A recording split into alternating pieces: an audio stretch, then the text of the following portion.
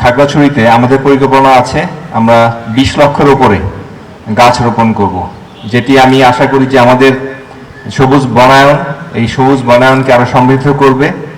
তো গাছকে যদি আমরা আমাদের বন্ধু হিসেবে মনে করি, যে বন্ধু আমাদের শুধু উপকারই করে, কোনো ক্ষতি করে না, আমাদের অক্সিজেন দেয়, আমাদের পরিবেশে ভারসাম্য তৈরি করে, পরিবেশ থেকে আমাদের কার্বন মনোক্সাইডকে অপসারণ করে, আমাদের ছায়া দেয়, আমাদেরকে গৃহ নির্মাণের জন্য কাঠ দেয়, তো সব ক্ষেত্রে ফল দিচ্ছে, ফুল দিচ্ছে, আমাদেরকে আনন্দ দিচ্ছে। এইরকম একটি অকৃত্রিম একটি বন্ধু, এই বন্ধুর কিন্তু যত্ন নিতে হবে। আমাদের মাননীয় প্রধানমন্ত্রীর যে ঐকান্তিক প্রচেষ্টা এবং তার যে আকাঙ্ক্ষা 25 কোটি বৃক্ষরোপণ এবং এই বাংলাদেশে বনায়ন, সেই বিষয়টি বাস্তবায়িত হবে, সেটি আমি আশা করছি।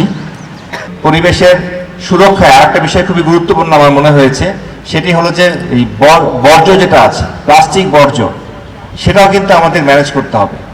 এটা একটা উদ্যোগ নিয়েছি আমরা সেনাবাহিনী পর্যায়ে, আমরা আমাদের ভেতরে একটা উদ্যোগ নিয়েছি।